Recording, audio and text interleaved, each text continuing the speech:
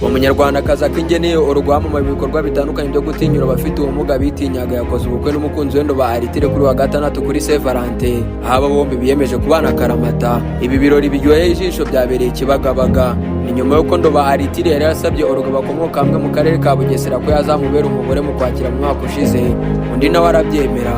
Akingeneye urugano umunyarwandakazi w'imyaka 25 y'amavuko wamamaye ku bikorwa byo gutinyura abafite ubumuga, abereka ko kugira ubumuga atari ukwamburwa ubushobozi bw'ibyo wakora.